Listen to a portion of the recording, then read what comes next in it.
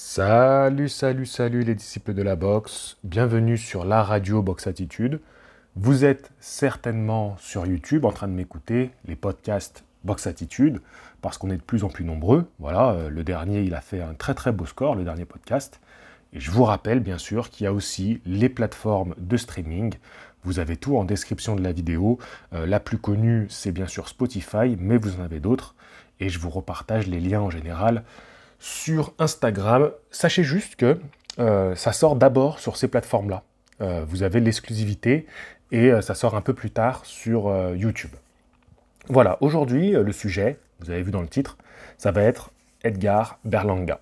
Donc, Edgar Berlanga, on va reparler un petit peu de ce phénomène, parce que ça reste quand même un phénomène, même si la hype, voilà, la hype, c'est tellement rentré dans le vocabulaire courant que j'ai même plus trop l'équivalent.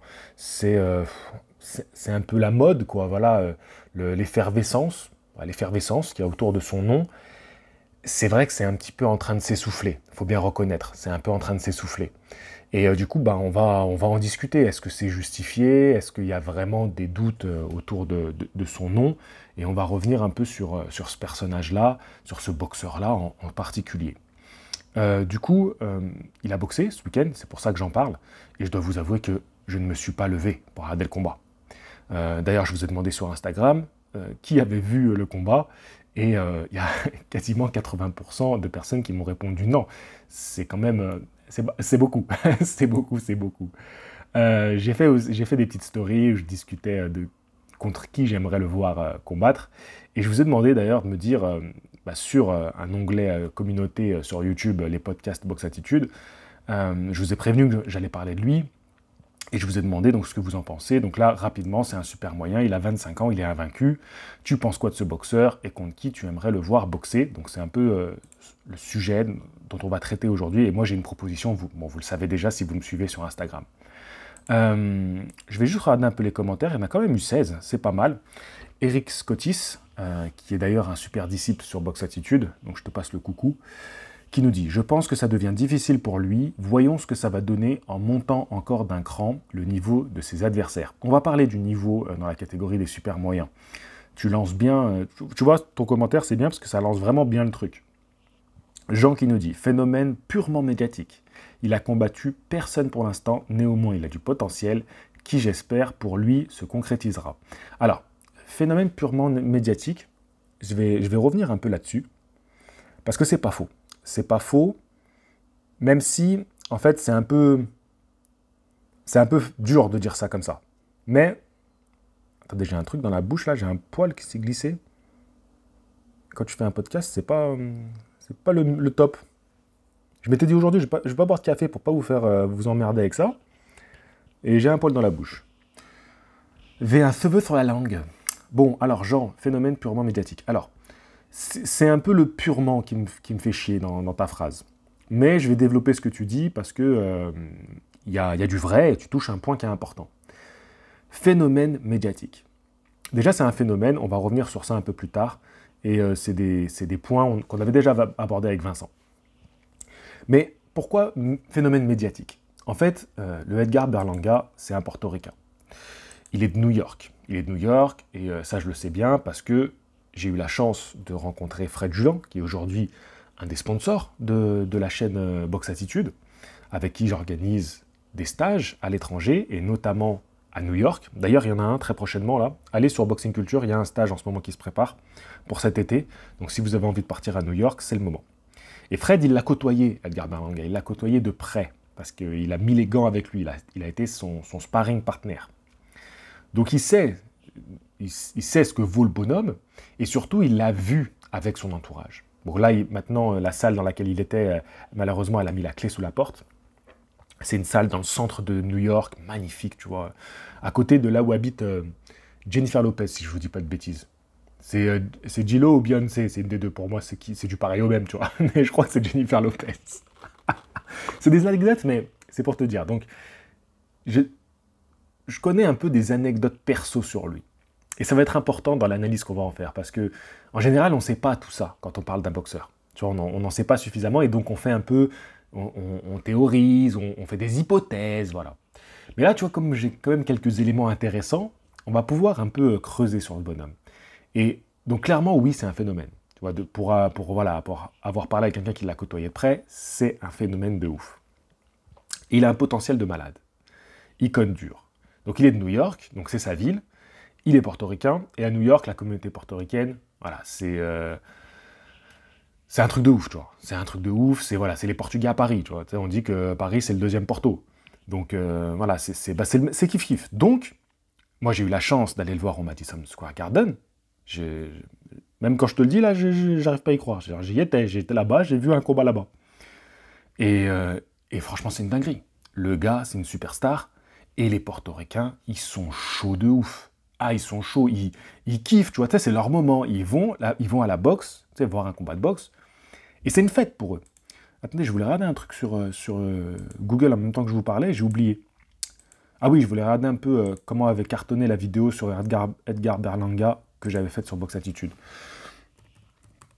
Donc, du coup, phénomène médiatique, parce que, donc, du coup, fort de cette popularité de New York, de fait d'être portoricain, il a signé chez Top Rank. Donc c'est sûr que, oui, c'est un phénomène médiatique. C'est clair, parce qu'ils se sont servis de tout ça pour voilà, le signer chez un gros promoteur. Et puis, il faut rajouter, donc là, c'est ce qu'on va dire par rapport à cette fameuse vidéo que j'avais faite avec Vincent, c'est les fameux KO qu'il mettait dès le premier round, dans la toute première partie de sa carrière. Il enchaînait les KO. Mince, quand je mets Edgar Berlanga Box Attitude, je trouve pas. Il faut que je mette gagné par KO, je crois. Premier round. Est-ce qu'elle a bien marché? Je sais pas si elle a pas fait 100 000 vues. Non, moins, quand même pas. Voilà. Ah bah tu vois, 92 000. La dernière fois que j'avais vu, je crois qu'elle était à 60 ou 70 000. Donc ouais, elle a très très bien marché. Je m'attendais pas du tout à ce que cette vidéo marche, mais en fait, ça te montre comme quoi c'est ça qui est vendeur. C'est ça, c'est cette accroche, tu vois. Le mec gagne tous ses combats par KO au premier round.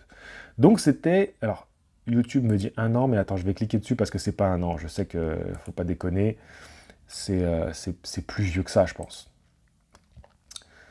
Tu vois, j'allais dire, il était encore invaincu, mais il est toujours invaincu, je suis con. Mais il n'avait pas encore eu ces problèmes, tu vois, il n'avait pas galéré encore, tu vois. Je crois qu'il avait, ouais, là, il avait vraiment gagné tous ses combats au premier round, à ce moment-là.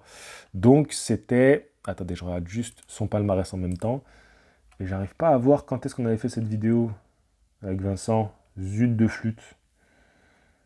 Bon, attendez, c'est pas grave. On va regarder, la dernière fois qu'il a gagné par KO au premier round, c'était en 2020, décembre 2020, donc vous voyez en 2021, c'est là que ça s'est arrêté. Décembre 2020, il a rencontré Damon Nicholson, et là il est allé à la décision. Il n'a pas réussi à le mettre KO dès le premier round, ce qu'il faisait jusqu'alors. Donc il était à combien? On va regarder ça tout de suite. Non, c'est pas ça que je voulais faire. Bon, excusez-moi, je prends un petit peu mon temps, hein, parce que je vous cherche un peu les infos en même temps. Il était à 16, voilà. 16 victoires, 16 KO au premier round. Mais c'est incroyable, hein. Franchement, c'est très très très impressionnant.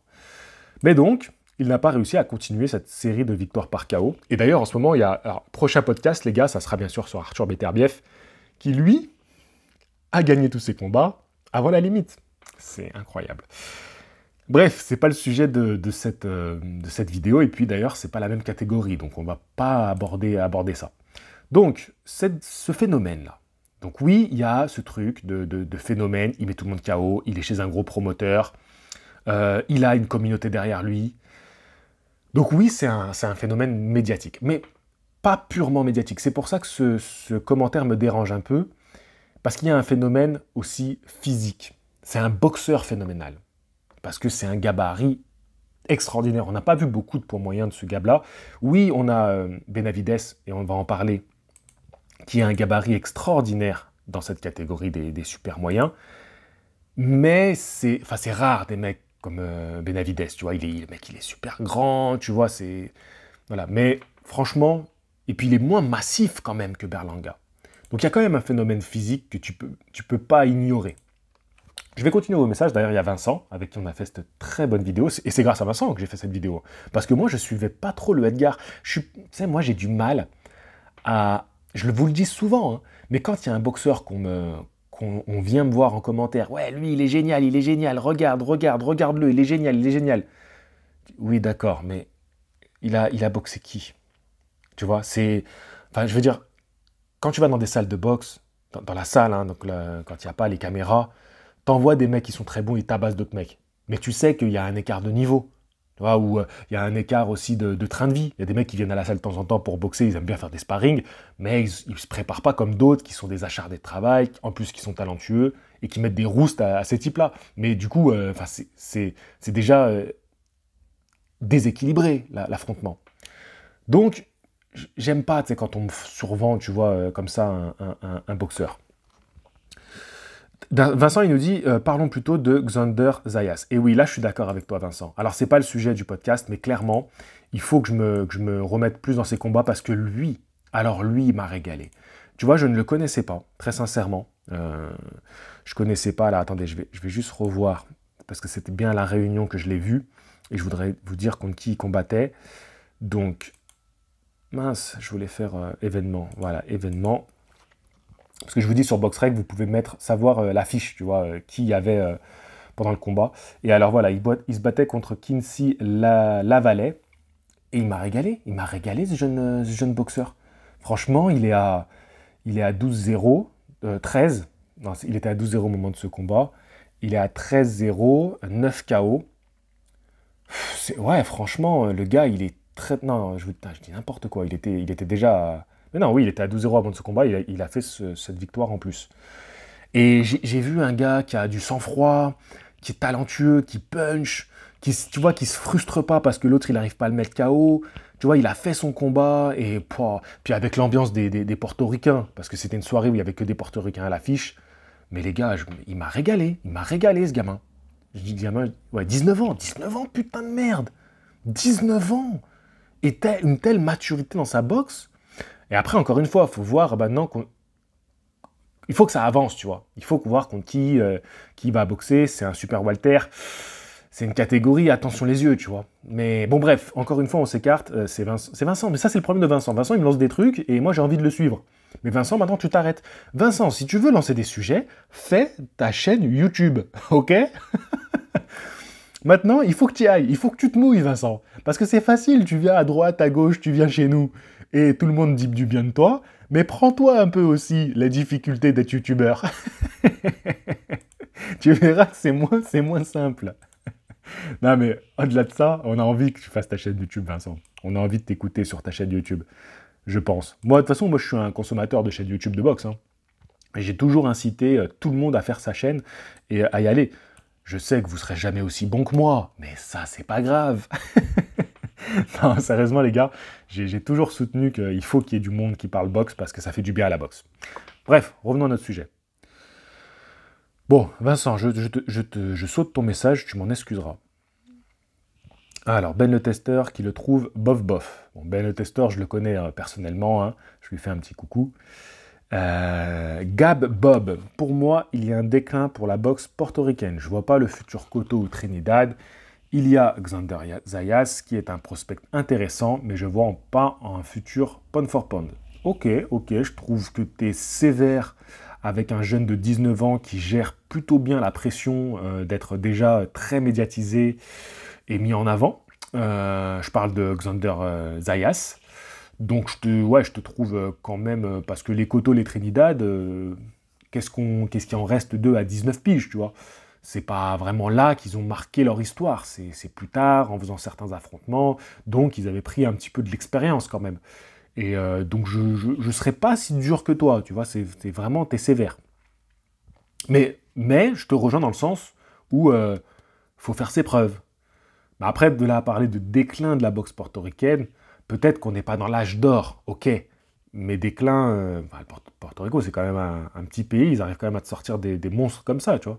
C'est fou, tu vois, c'est comme la Nouvelle-Zélande, tu vois, dans le rugby. Comment un si petit pays te sort un niveau d'excellence dans une discipline? C'est incroyable. la Jamaïque dans l'athlétisme, tu vois. Bon, je sais, il y en a qui vont me dire oui, mais il y a les produits, tout ça. Mais il y a quand même une école qui fait que les gars sont hyper bons là-bas. Déjà, je suis super long et je lis que vos messages là. Robert qui nous dit: je pense qu'il est vraiment surcoté et que face à un top de VKT, ça va vraiment lui faire bizarre. Après, il peut toujours mordre ses adversaires, c'est un plus. Ouais, il a mordu son adversaire et je crois qu'il s'en est un peu vanté même. Et derrière, il a quand même fait un tweet en disant qu'il s'excusait. Et tu vois, même lui qui a pas l'air d'être des plus malins, ou en tout cas, il se la raconte pas mal. Il s'est dit non, là quand même, je déconne, il faut que il faut que je me calme. Oh, donc là, après, il y a Farid qui propose Christian Mbili. David qui propose Mbili. Bon, je pense que vous m'avez vu sur Instagram. J'aurais pas dû parler sur Instagram, j'aurais dû faire un sondage avant. J'ai été bête. Cool que tu en parles, je le trouvais prometteur. Alors là, c'est Jimmy qui nous dit ça. Mais là, ça fait plusieurs combats qu'il n'est pas au niveau attendu, à la différence d'un Mbili qui ne déçoit jamais. Un combat entre les deux s'impose. L'avantage, en revanche, c'est qu'il boxe assez régulièrement. Alors Jimmy, je te mets de côté, on va développer ça un peu plus tard parce que je suis... c'est dans ce sujet-là que je veux aller. Donc Jimmy, je te mets un peu de teco. Malik qui commente énormément de vidéos, ça fait plaisir, avec cette belle photo d'un personnage de Hippo, Sando, d'ailleurs, qui se part en ce moment.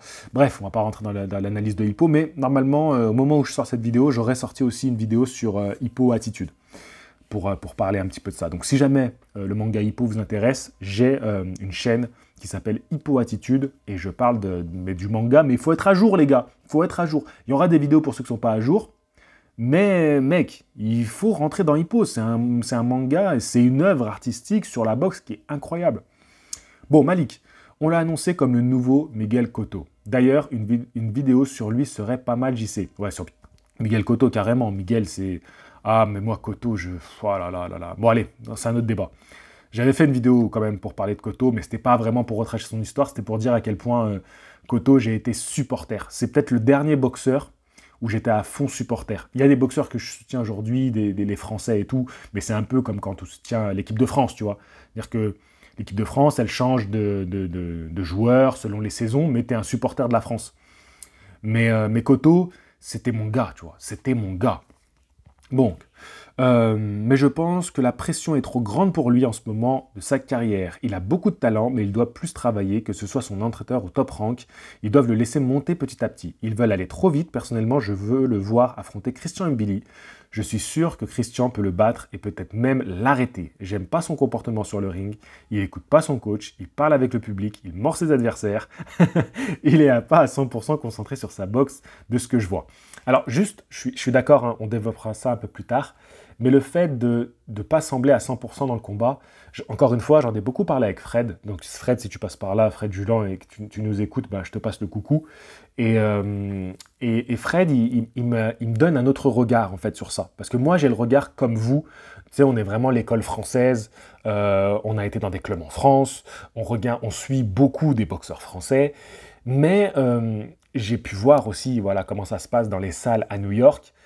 Ils ont une autre approche, en fait, de ce qu'est être concentré sur un ring. Et eux, ils ont ce truc de surjouer, de parler, de rentrer dans la tête de ton adversaire, d'en faire un peu des tonnes, ce qui est pour nous, Européens, très agaçant, parce que nous, on est même un peu plus proche, donc je parle de nous en France, on est même un peu plus proche de l'Europe de l'Est, où c'est très froid, tu vois, t'es vraiment dans ton combat, t'es pas là pour en faire des tonnes. Donc tu vois, on est même un peu plus proche de cette personnalité-là. Et on a un peu du mal avec ce show à l'américaine, mais ça fait partie de leur truc. Donc les points négatifs que tu as dit, je vais les développer, mais celui-là, je tenais juste à y répondre maintenant. John qui nous dit « Mbili lui bouffe ses intestins, je pense. » C'est violent. 4 saisons, bonne année. Qui nous dit « Attention aux morsures. » Ah, vous êtes des oufs.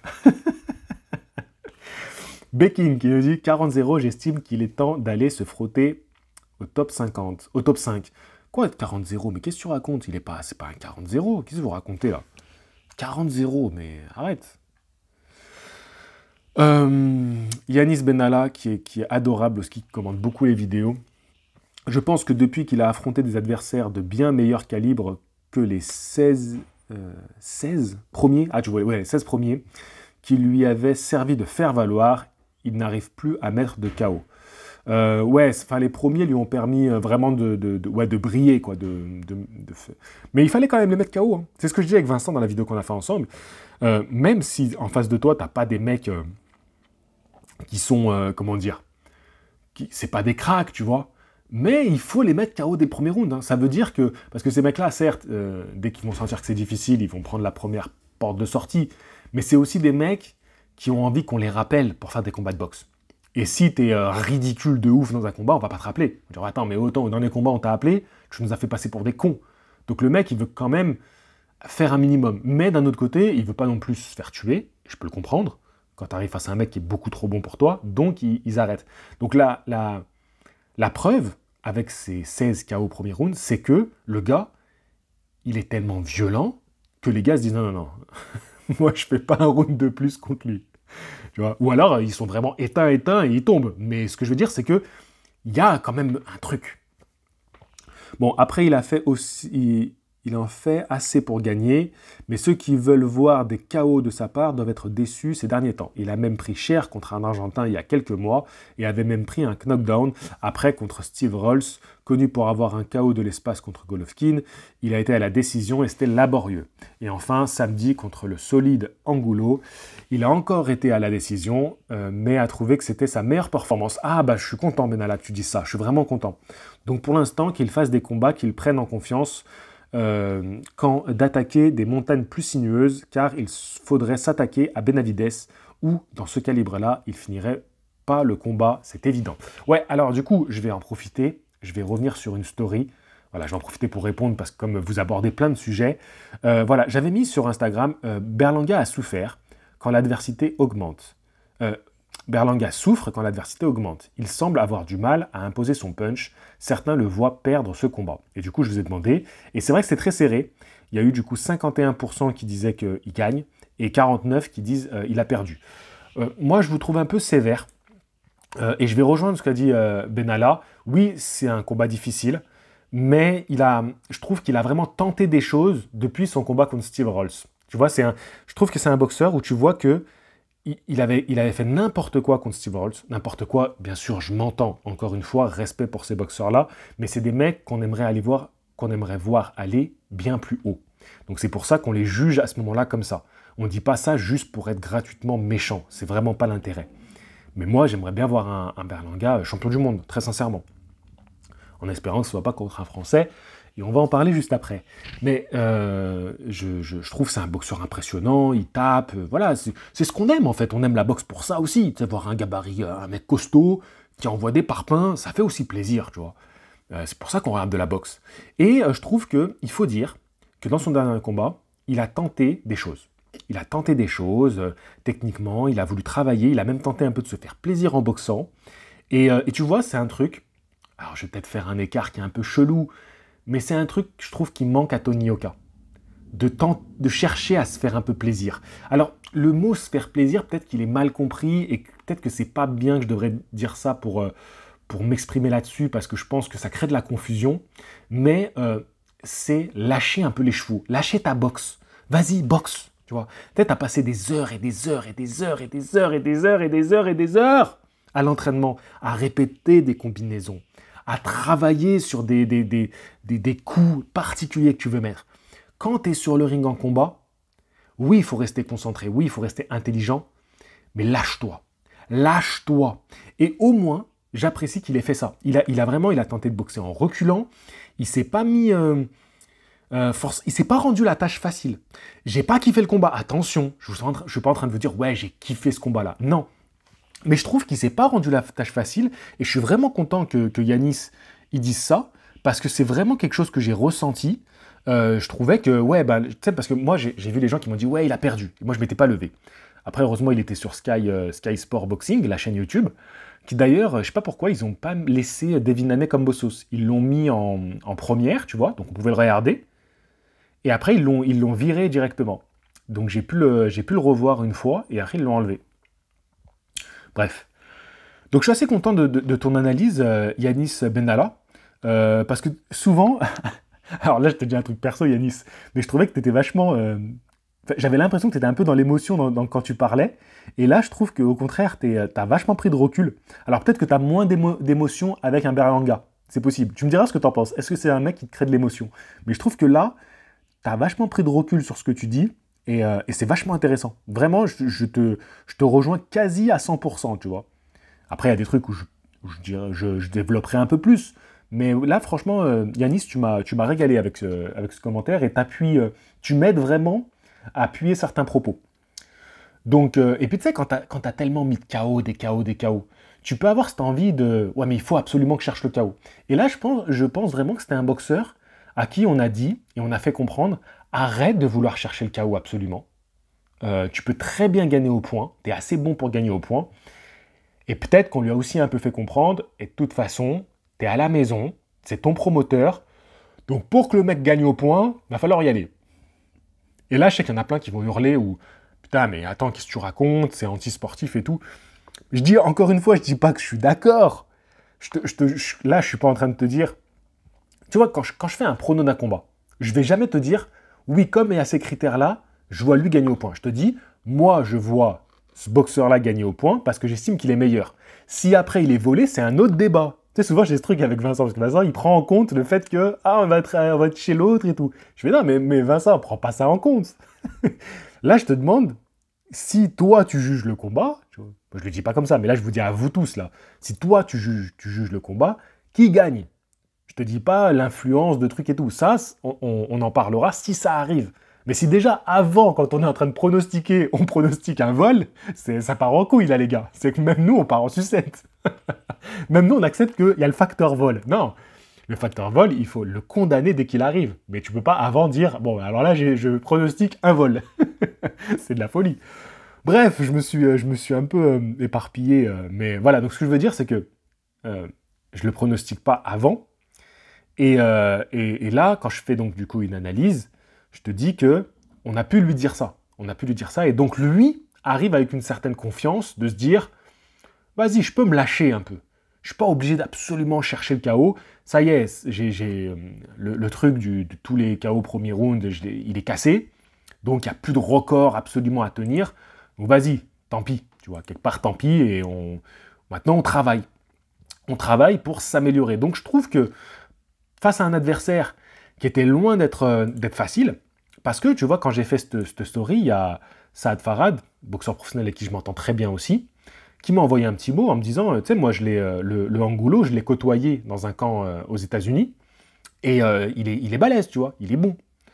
Et du coup, moi, je lui ai dit, ouais, bien sûr, je te comprends tout à fait, mais je dis pas que c'était nul, hein, j'ai dit que l'adversité augmente, tu vois, j'ai précisé quand l'adversité augmente, c'est-à-dire qu'Angulo, je le considère comme, ça y est, des étapes à passer.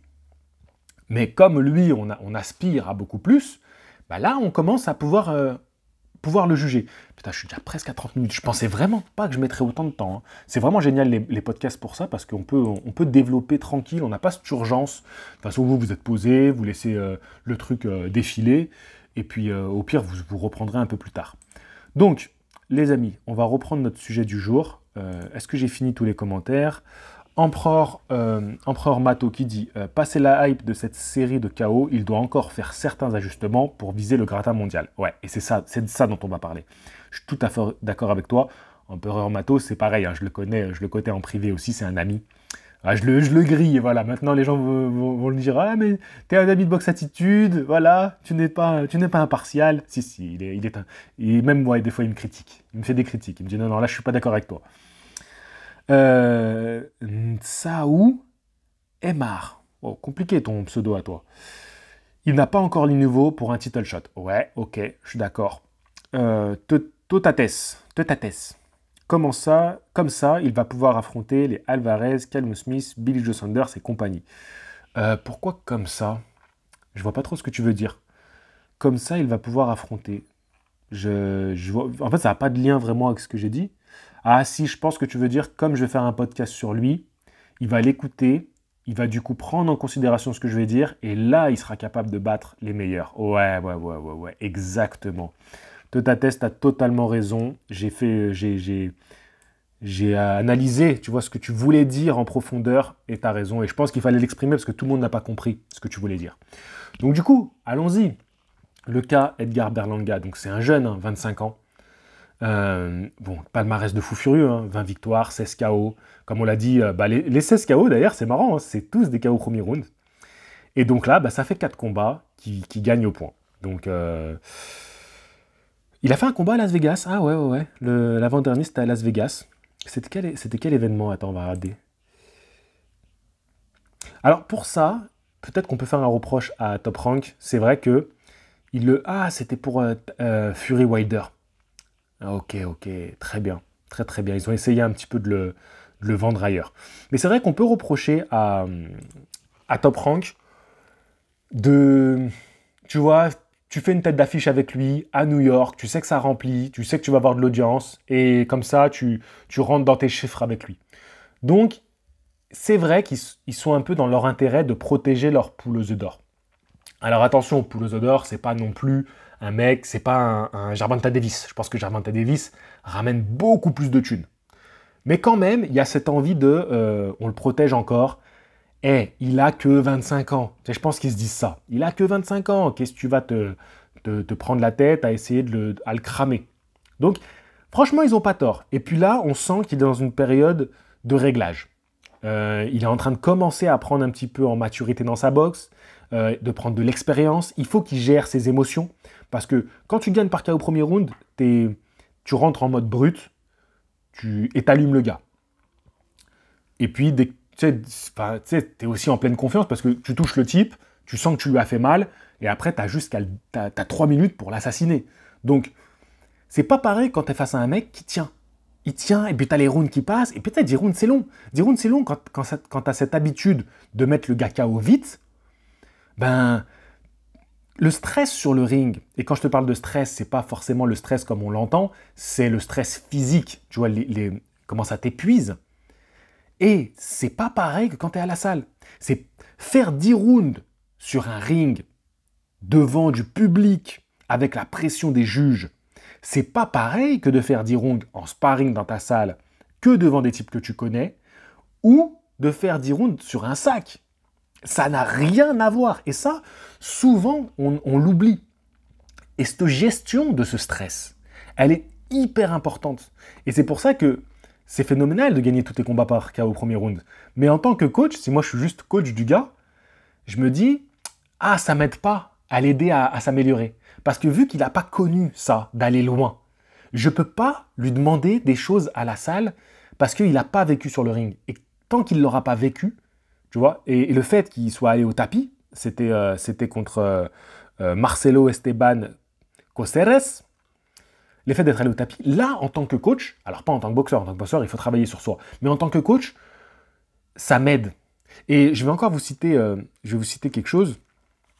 Alors, je ne sais pas si je fais bien de donner les noms, mais c'est pas méchant ce que je dis, et au contraire, je trouve que c'est des bons exemples. L'entraîneur de Eli Conki, c'est les frères Alab. J'ai eu la chance, encore une fois, moi je dis que c'est une chance, parce que pour moi c'est une chance de rencontrer des grands entraîneurs, des grands boxeurs, pour moi je le vois comme une chance. Après, c'est mon travail qui m'a amené à faire ces rencontres, mais voilà, je vous explique pourquoi j'utilise le terme « c'est une chance », parce que moi je le vois comme ça, dans ce que j'ai vécu grâce à cette chaîne YouTube, pour moi c'est une chance. Donc je vais faire l'interview d'Eli Conki, oh les gars, le déplacement, je ne savais pas que c'était si loin moi, j'ai pris un Uber pour la première fois de ma vie, j'ai payé 140 je crois, entre 130 et 150, je ne me rappelle plus, j'ai essayé d'enlever ce chiffre de ma tête. De Uber, entre 140 et 140 € de Uber pour aller dans leur club. Les gars, j'ai envie, rien que j'y repensé. Bref, c'est pas le sujet, on s'éparpille. Alors, donc je parle avec son entraîneur, Monsieur Alab, et il me dit, tu sais, moi, je suis content que... C'était à l'époque où il venait d'affronter Tajan. Et il me dit, je suis content d'avoir vu dans le dur, parce que maintenant, je peux travailler différemment avec lui, et ça m'a rassuré. Et franchement, je comprends tout à fait cet aspect, parce que moi, je me mets de plus en plus dans la peau de l'entraîneur. Il faudrait peut-être que je reprenne cette voie-là, peut-être que ça serait pas mal. Mais là, tu peux travailler avec ton boxeur, parce que tu as vu des choses. Tu as vu des choses que le public n'a pas vues, que même ton boxeur n'a pas vues. Mais lui, il a ressenti des choses. Et tu vas travailler sur ça, sur son ressenti. Et toi, tu prends du recul et tu vas l'aider à devenir meilleur. Donc voilà, j'ai cité cet exemple-là, parce que pour moi, c'est un exemple hyper pertinent. Bon, malheureusement, Eddie Conquy, il a perdu contre Tajan à son dernier combat, mais ça pourrait donner un troisième combat, et attention, hein, je dis que Eddie Conquy, il peut très bien gagner ce troisième combat. Et parfois, dans la boxe, il ne faut pas aller dans le jeu de ton adversaire. Et le meilleur exemple, c'est Sugar Ray Leonard contre Roberto Duran. Et oui, les gars, ça sert à rien d'aller dans le jeu de ton adversaire. Ça ne veut pas dire que tu n'es pas un bon boxeur, que tu n'es pas un grand boxeur. Moi, j'ai une haute estime de Léonard, et il y en a qui disent « Ouais, mais il n'est pas allé à la bagarre contre Duran. » On fait de la boxe, les gars, on ne fait pas de la bagarre. Si tu veux faire de la bagarre, tu vas dans un bar, tu bois des canons, et tu te bats contre le premier con qui passe.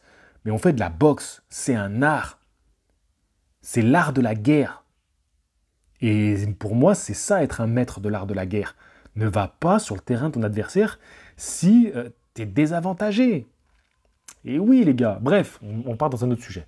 Donc ce que je veux dire, c'est que là, maintenant, je pense que ces dernières années, là, 2021-2022, on observe des choses chez Berlanga qu'on n'avait pas vues encore avant.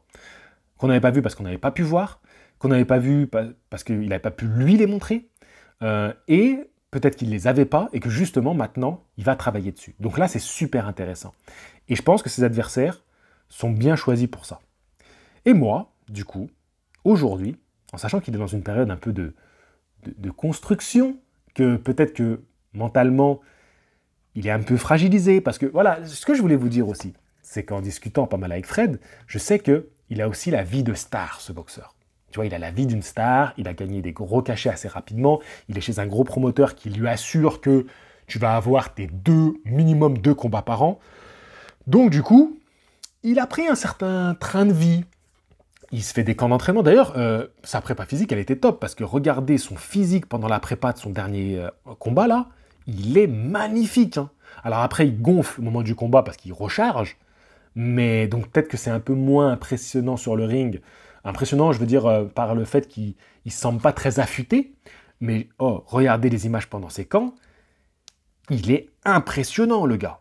Donc non, je vous dis, là, le gars, il s'entraîne très très bien, très très dur, et ça, il a la chance d'avoir nutritionniste, masseur, préparateur, en plus de son coach, hein, bien sûr. Mais c'est un mec qui quand même a pris un petit train de vie, il s'est un peu starifié, et ça se ressent quand il est sur le ring. Il s'est embourgeoisé. Pour moi, c'est l'exemple même du boxeur qui s'est embourgeoisé, vraiment. Parce qu'on a fait de lui une star. Et c'est pour ça que je dis, c'est le bon moment d'avoir un beau combat entre prospects, voilà, c'est contre Christian Mbili. Moi, c'est le combat que je veux voir, parce qu'ils sont au coude à coude sur le classement BoxRec, et ça, moi, c'est des combats que j'adore. Et c'est pour ça que je m'étais régalé à l'avance de l'affiche Dubois-Joe Joyce. Peu importe qui gagnait. J'avais pas vraiment de préférence. C'est des Anglais, vous me connaissez, moi, en tant que bon Français, voilà, en tant que bon fromage, nous n'aimons pas les roast beef. C'est comme ça. C'est culturel. Nous ne pouvons pas les supporter. La dernière fois, j'ai croisé en ville, là, à Marseille, un mec avec le maillot de l'équipe de rugby des Anglais. Je voulais m'arrêter pour lui dire, mais qu'est-ce qui t'arrive? Est-ce que t'es malade? Est-ce qu'on t'a forcé? Est-ce que si tu es en train de vivre un kidnapping, fais-moi un signe, cligne des yeux. Qu'est-ce qui se passe? Voilà, donc pour moi, c'est inenvisageable de marcher fièrement en France avec un maillot de l'équipe de rugby anglaise. Si toi, là, qui m'écoutes, tu as ça chez toi, ou tu connais quelqu'un qui l'a, je te demanderai d'arrêter de le porter. C'est très important. C'est pour la culture. Allez, je vous ai perdu, là. Vous êtes que des fans de boxe, vous n'avez rien à foutre du rugby. Donc, Christian Mbili. Donc, je vous disais, pour moi, ce combat entre Dubois et Joe Joyce, c'était magnifique. Parce que tu vois, ces deux prospects, c'est la même génération. Enfin, c'est la même génération, oui et non, parce que Dubois, il est beaucoup plus jeune. Mais il y avait un truc, tu vois. Il y avait un enjeu sportif. Joyce, il voulait montrer que, aujourd'hui, dans la nouvelle génération, c'est moi le meilleur. Tu vois, clairement. Il voulait montrer, je suis meilleur que les Yoka, que les Ajakba, que toute la génération, tu vois, que les Ergovic, tous, Makhmoudov, tous, c'est moi le meilleur. Donc je prends un des prospects et celui qu'on estime comme étant le plus dangereux. Bon, alors bien sûr, c'est aidé parce que c'est les Anglais, parce qu'ils ont des promoteurs qui suivent, ils mettent l'argent, ils ont du public, tu vois. Mais en France, c'est très compliqué de faire ça, parce que déjà, pour que les boxeurs s'entendent, déjà c'est compliqué pour que les boxeurs s'entendent. Et pardon, parce que là, en fait, je viens de mettre comme si c'était les boxeurs le problème en premier. Non, ce que j'ai dit, c'est pas faux, mais je tiens à dire que le vrai problème, c'est les promoteurs, parce que s'ils payaient un peu plus, voilà, parce que Joe Joyce et Dubois, ils ont été bien payés pour ça. Donc voilà. Donc le problème, c'est d'abord les promoteurs qui ne payent pas, les diffuseurs, parce qu'il y a beaucoup de diffuseurs, ce que nous, on paye pour regarder, par contre, ça ne paye pas les boxeurs. Et ça, c'est pas normal. Bref, il faut que l'argent circule. Tu prends de l'argent parce que tu diffuses de la boxe, mais il faut que ton argent il circule et qu'il retourne aussi au monde de la boxe. Pour moi, c'est la moindre des choses. Donc, bref, voilà. Bon, peu importe. J'en étais où? Donc, du coup, c'était ce combat-là, je kiffais, moi. Tu vois, Joe Joyce Dubois, il y avait un enjeu sportif. J'étais hypé, parce que je me dis, voilà, il y en a un, ça va lui servir. Même l'autre, il perd. C'est pas grave. Franchement, moi, je dis respect. T'es allé chercher le mec, le meilleur de ta génération, de ta génération, pour pouvoir grimper, pour pouvoir prendre de l'expérience. Et ça va lui servir à Dubois. Et je sais qu'il va s'améliorer. Et je trouve que il y a des améliorations chez Dubois, mais c'est pas le sujet. Bon, revenons à Mbili. Donc pour moi, Mbili, c'est le bon moment. 27 ans. Ils sont de la même génération parce que Mbili, c'est surtout une carrière en amateur.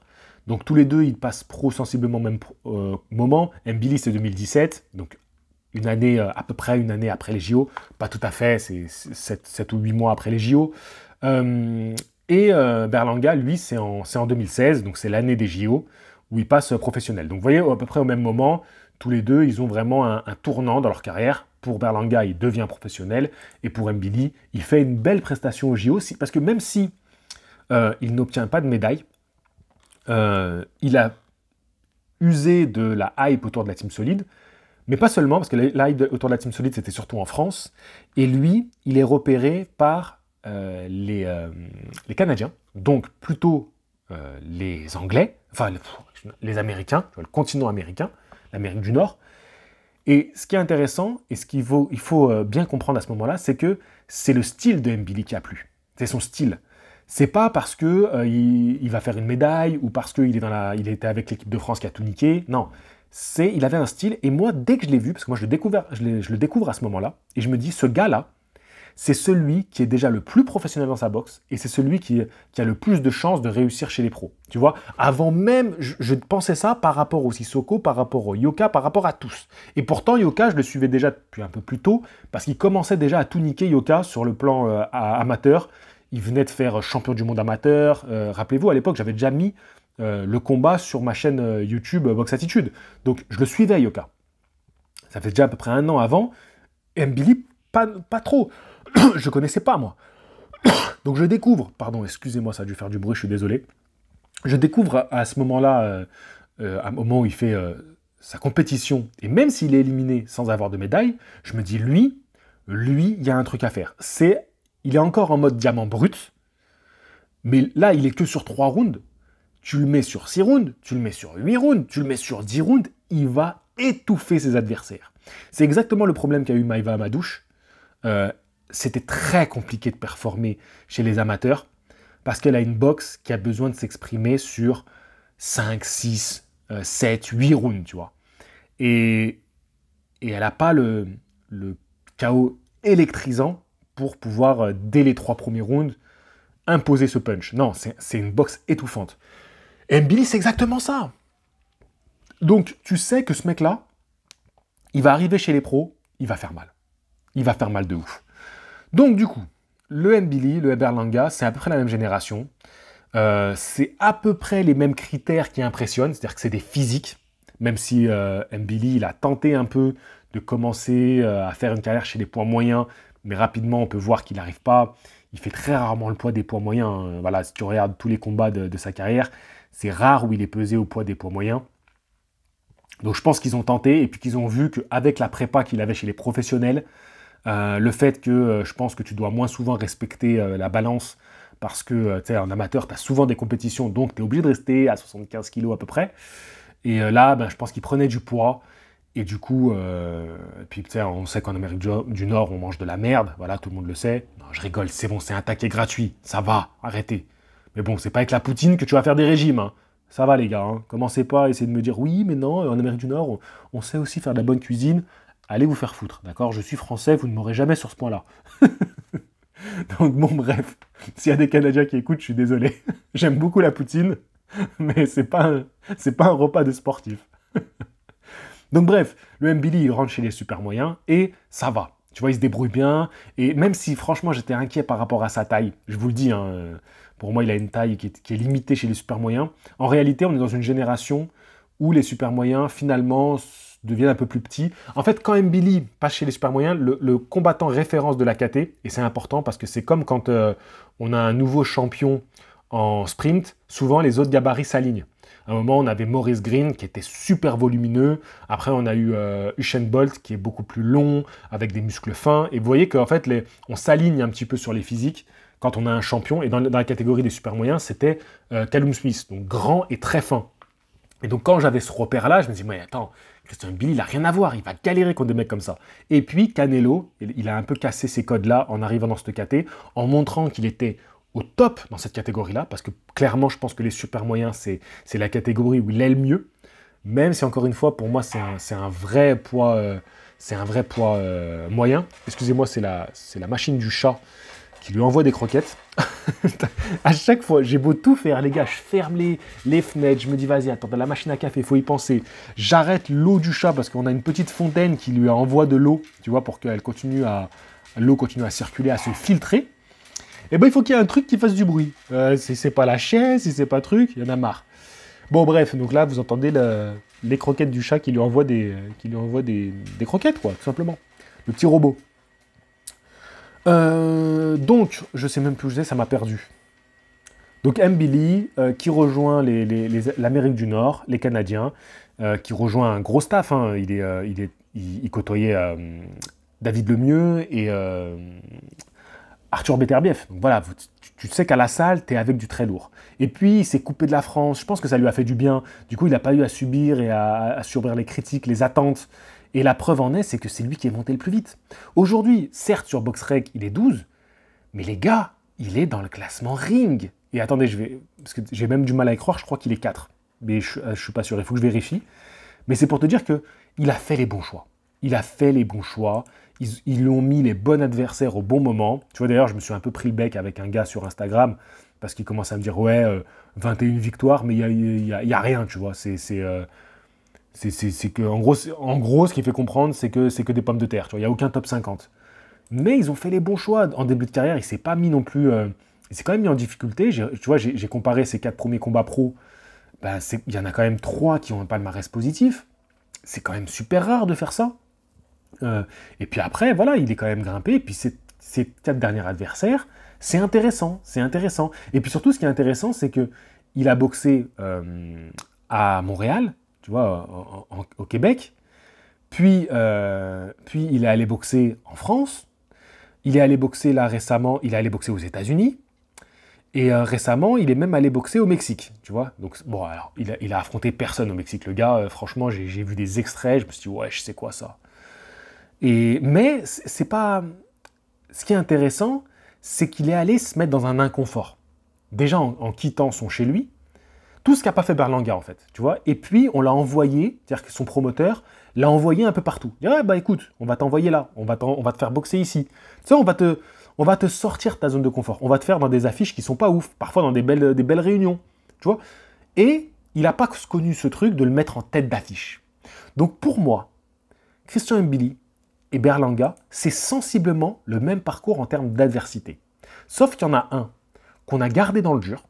Donc oui, il a une certaine sécurité avec un promoteur pas mal, tu vois, moyen. Il a un promoteur moyen. Il est dans une bonne gym, dans un pays où quand même ça respire la boxe, tu vois. C'est beaucoup mieux qu'en France. Et voilà, côtoyer les meilleurs. J'ai l'impression qu'il est bien, qu'il est épanoui. Donc, pour moi, c'est sensiblement les mêmes, mais il y en a un qui s'est embourgeoisé. Et qui est dans une période de... sur le ring, il se cherche un peu. Voilà, il travaille, il y a du mieux, mais il se cherche un peu. Tu vois, je pense que là, s'il se retombe contre un mec qui l'envoie au tapis, ça va le faire chier. Ça va le faire chier, c'est peut-être le moment d'aller le mettre dans le dur à ce moment-là. Et je me dis à Mbili, l'air de rien, très beau palmarès, et qui nous montre que dans ses derniers combats, le gars, il sait étouffer un mec, il sait faire mal. Voilà. Et moi, le regret que j'ai pas vu son combat contre Ronald Dennis. Et j'ai besoin de voir ce combat-là. J'ai besoin de voir ce combat parce que je pense que ce combat-là va va m'ôter des doutes, ou peut-être m'en rajouter, en tout cas, va répondre à beaucoup de questionnements que j'ai sur Mbili. Et j'ai besoin de voir ce combat-là. Parce que Reynald Ellis, c'est un gars qui vient d'affronter Benavides. Voilà. Et donc, même s'il n'est pas allé au bout contre Benavides, c'est quand même une sacrée expérience contre un mec qui est très très compliqué. Donc, moi, j'aimerais bien voir ce combat-là. Tant que je n'ai pas vu ce combat-là, je ne peux pas te dire oui, je donne un avantage à Mbili. Ah, d'ailleurs, je devais voir s'il était chez les super moyens. Quelle place il a?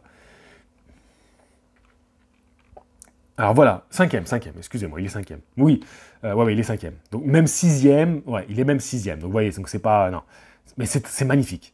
Mais ce que je veux dire par là, c'est que moi, quand même, je me réfère, parce que beaucoup m'ont dit, ouais, mais BoxRec, tu sais que les palmarès, c'est de la merde et tout. Bah fais ton palmarès, gars. Oh là là, à un moment, il y en a marre, tu vois. Ok, je veux bien, c'est pas oufissime. Mais à un moment donné, je prends avec ce que j'ai.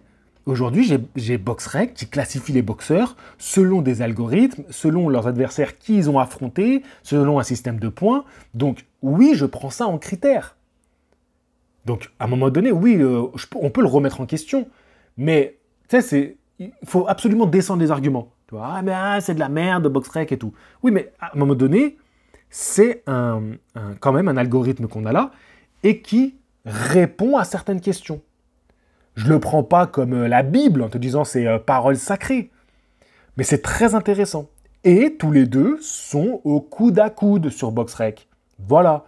Berlanga et Mbili. Et là, surtout, j'étais pas en train de dire que Mbili, il devrait affronter Canelo aujourd'hui. Ne confondez pas tout. Tu vois, on me fait dire des choses que j'ai pas dites. On m'attaque comme si c'est moi qui avais dit que Mbili, aujourd'hui, il est au niveau de Canelo. Tu vois, les gens m'attaquent comme si j'avais dit que Tony Yoka, il était au niveau de Tyson Fury.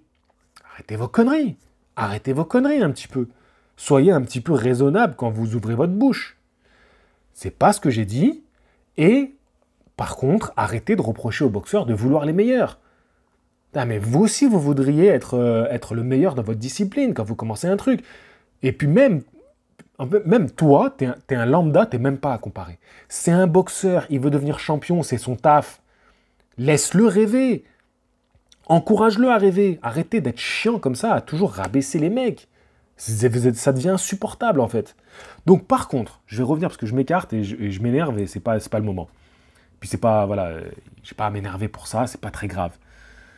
D'ailleurs, je me suis excusé auprès du type avec qui je me suis pris la tête sur Instagram. Enfin, pris la tête, c'est un grand mot. Je me prends pas la tête pour de la boxe, ça reste que de la boxe, mais je me suis un peu emballé. Donc je lui ai dit, écoute, ça servait à rien. Mais par contre, ok, BoxRec, vas-y. Je te donne les arguments BoxRec.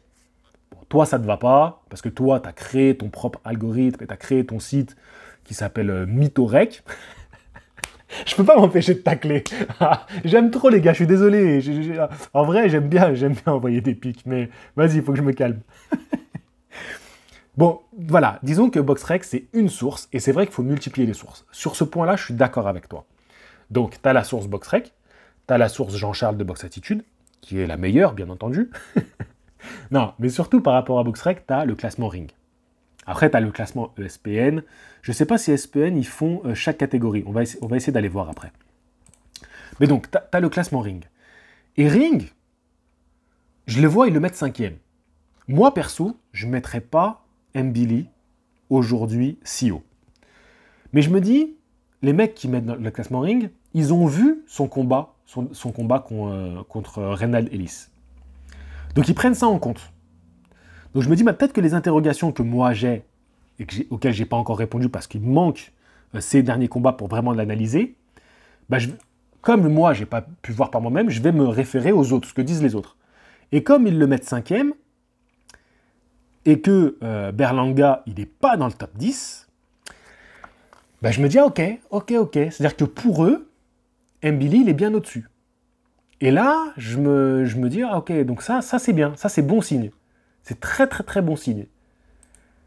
Et c'est pour ça que je donnerais du coup, parce que je prends les avis extérieurs, notamment de Ring, pour moi j'estime que Ring, comme ils sont plusieurs à faire les classements, déjà, c'est mieux. Et j'estime quand même que Ring connaissent un peu mieux la boxe que moi. Peut-être que je me trompe, peut-être que je connais mieux la boxe qu'eux. Mais je pense quand même qu'ils sont un peu meilleurs. Tu vois, c'est Ring. J'estime pas, voilà. Donc je me dis, bon, bah ok, donc eux, selon leurs critères, il y a un petit avantage Mbili. Vous connaissez la boxe, hein. Après, sur le ring, c'est une autre paire de manches. Mais il y a un petit avantage Mbili. Alors, je vais juste voir si... Non, je crois qu'il n'y a que pound for pound. Il n'y a pas, ouais, il y a pas catégorie par catégorie. En tout cas, je ne le vois pas là. Rapidement sur le site, je ne le vois pas. Ah, si. Divisional ranking. Si, je crois qu'il y a. Ah, attends. Désolé, je pars un peu de temps. Là, j'essaie de voir si... Parce que j'aimerais bien voir s'ils font... ouais, je crois qu'ils vont... Ouais, les gars, c'est bon, j'ai trouvé. Trop cool. Ah, attendez, on va voir où ils mettent... Où ils mettent du coup... Ah, voilà. Donc, les super moyens. Ils mettent Canelo en 1, normal. Benavides en 2, normal. Caleb Plant en 3. Moi, ça m'énerve. Pour moi, Billy Joe Saunders, il est tellement meilleur que Caleb Plant. Mais tellement meilleur. Franchement, pour moi, Caleb Plant, il est surcoté de ouf. John Ryder en 5. Jacobs en 6. Lemieux en 7. Anthony Dirrell en 8. Fedor Chudinov en 9, et David Morrell en 10. Donc tu vois, il serait plus de mon avis à moi que Mbili. Peut-être pas encore dans le top 10. Ouais, c'est compliqué. Hein. Donc tu vois, si on prend 3 sources, on n'a quand même pas Mbili qui est dedans, ni Berlanga. Donc, ça se discute. Hein, ça se discute. Est-ce que du coup, on peut vraiment donner l'avantage à Mbili? Moi, j'ai vraiment besoin de... J'ai encore des questions sur Mbili, mais comme j'en ai sur Berlanga. Les points forts que je donne aujourd'hui, c'est que pour moi, Mbili, il est moins en bourgeoisie. En bourgeoisie. Il est moins en bourgeoisie. Il est moins embourgeoisé que Berlanga. Et mentalement, je pense qu'il est plus fort. Je pense qu'il est plus fort. Et ça risque d'être un calvaire. Les 6 premiers rounds contre Mbili de Berlanga, ça risque d'être un calvaire. Et si Berlanga, il n'arrive pas à ajuster sa boxe, tu vois, surtout ne pas rentrer dans la bagarre. Parce qu'Mbili, je pense que c'est un mec qui te force à rentrer dans la bagarre. Et s'il n'arrive pas à ajuster sa boxe les 6 premiers rounds, vraiment à imposer son jab, ça serait la clé. Hein. Voilà. Comme David Haney contre Kambosos, imposer ton jab contre un mec qui rentre et qui va te marteler. Je pense que Berlanga, il a le menton quand même pour résister à Mbili. Mais ça serait plus l'usure qui peut le faire arrêter avant la fin du combat. Tu vois. Je pense pas qu'Mbili peut le stopper sur un coup net, mais à force de le détruire, de le marteler, je vois bien Berlanga qui, dans les 6 derniers rounds, ça soit trop dur pour lui. Tu vois, qu'il fasse un niveau trop élevé, et lui, il va essayer de répondre par tous les moyens, et pas de casser le rythme. Il va avoir du mal à casser le rythme, parce que s'il boxe en reculant comme il l'a fait, je pense que Mbili, il est trop dur, comme ça. Il va falloir qu'il arrive vraiment à casser son rythme, et je ne sais pas s'il en a les moyens, et je me donnerai un petit avantage à Mbili. Mais Berlanga, il est plus lourd. Il sera forcément plus lourd sur le ring. Il est beaucoup plus massif. Il est plus grand. Il a une belle allonge. Et ça va être compliqué pour Mbili. Donc là, pour moi, c'est presque un 50-50. Hein. Allez, je dis 55 Mbili, 45 Berlanga. Et c'est pour ça que je veux voir ce combat, parce que sportivement, c'est intéressant. Ça va leur faire gagner de l'expérience à tous les deux. Ça sera vraiment un combat référence pour les deux. Et après, tu peux dire, bon, ok, maintenant, je suis prêt au top 5. Parce que ça soit pour Berlanga ou pour Mbili, si tu tapes pas l'autre, tu peux pas prétendre au top 5. Tu peux pas dire, je suis prêt pour un top 5. Tu peux dire que tu le veux. Oui, ça, il n'y a pas de souci. Tu veux Canelo. Tout le monde veut Canelo. Tout le monde veut Canelo, c'est normal. Mais tu peux pas dire que tu es prêt. Si tu n'acceptes pas de passer, que ce soit Mbili de passer Berlanga, de Berlanga de passer Mbili. Après, les promoteurs, eux, ils seront pas d'accord, parce qu'ils voudront un combat comme ça, ils voudront un titre en jeu, ce qui est normal. Donc voilà, je pense que j'ai tout dit sur ce que je pensais de Mbili Berlanga. Pour moi, je pense qu'il ne mérite pas d'être encore dans le top 10. Je pense que The Ring a été un peu généreux. Je suis content que The Ring le mette dans le top 10. Hein. Mais pour moi, aujourd'hui, comme disait le gars qui m'a pris le chou sur Instagram, hein, et là, il avait raison, il leur manque un combat référence. Par contre, il m'a dit un truc, il m'a parlé de Kevin Lessadjo. Je suis content qu'il m'en ait parlé. Je lui ai dit, là, tu me parles d'un boxeur, on peut discuter. Il me dit, ouais, par exemple, Kevin Lessadjo, il allait chercher un titre européen, et il prenait ça comme un critère. Mais je suis pas d'accord. Je suis pas d'accord avec toi. Sur ce critère-là, parce que ça rentre pas dans la discussion de Mbili qui est à la chasse d'un titre mondial, comme pour Berlanga, parce que Mbili a signé avec un promoteur canadien, et ils visent le marché américain. Et ils savent que si tu veux aller à un titre de champion du monde, c'est ce marché-là qu'il faut chercher, qu'il faut viser. Et un titre de champion européen, eux, ils en ont rien à foutre. Mais je te le dis, hein, mais je te le donne en mille, ils en ont rien à foutre. Et la preuve, et là, mon gars, tu peux me dire ce que tu veux, mais c'est la preuve, c'est que malgré que tu penses que Mbili, il a affronté des mecs qui sont pas dans le top 50, donc pour toi, qui sont mauvais, voilà, parce que quand tu me dis ça, ce que tu veux dire, c'est qu'il a affronté des mecs qui sont pas à son niveau, qui sont mauvais, et ben, malgré ce qu'il a affronté, The Ring le met 5e. The Ring le met 5e. Et là, ça doit être une claque pour tous ceux qui critiquent, parce que ça veut dire qu'ils l'ont remarqué, ça veut dire qu'ils ont regardé ses combats et qu'ils estiment qu'il est dans les 10 meilleurs super moyens au monde aujourd'hui. Donc voilà pourquoi je suis content que le gars m'ait parlé de Kevin Lessadjo. Ça fait plaisir, ça veut dire que voilà, quand même, il s'intéresse. Et ça veut dire que le gars, il connaît la boxe, tu vois. Que le mec qui vient me parler, c'est pas un tocard qui vient juste cracher sur un boxeur français et qui est complexé des boxeurs des autres nations. Mais déjà, il s'était trompé de débat, parce que moi, le débat, c'était Mbili par rapport à Berlanga. Donc, j'étais pas en train de dire Mbili par rapport à Canelo. Et en plus, son exemple était tombé mal, parce que la réalité, c'est que dans la carrière d'Mbili, il s'en cogne du titre européen, mais il s'en cogne royalement. Ça ne les intéresse pas. Ça sera, si Mbili, s'ils veulent le faire, c'est pour aller flatter un peu le marché européen. Mais à quoi ça sert ? À quoi ça sert ? Alors que tu sais que le marché que tu dois flatter, c'est le marché américain, nord-américain. Voilà, donc j'en finis avec ça. Le prochain podcast, les amis, sera sur, Beterbiev contre, laissez-moi retrouver mes esprits, contre Smith Junior. J'ai commencé à regarder un peu les épisodes là sur YouTube, c'était très très sympathique. Et j'aime bien les deux. J'aime beaucoup les deux, donc peu importe le gagnant, ça me fera plaisir, mais je vais vous donner mon prono dans un prochain podcast qui sortira très certainement jeudi. Voilà. Ou vendredi, je ne sais pas, je verrai, jeudi ou vendredi. Les gars, je vous dis à la prochaine. Fighting! Et si vous voulez faire un petit don, hein, voilà, c'est dans la description sur YouTube, pour pouvoir m'acheter un nouveau micro, afin d'avoir un meilleur son quand j'ai des invités. Parce que là, j'ai le micro-cravate quand je suis tout seul, mais quand j'ai les invités, j'ai un son dégueulasse. Donc, aidez-moi. Allez les gars, passez une bonne journée, une bonne soirée. Je sais pas quand est-ce que tu écoutes ça. Ciao.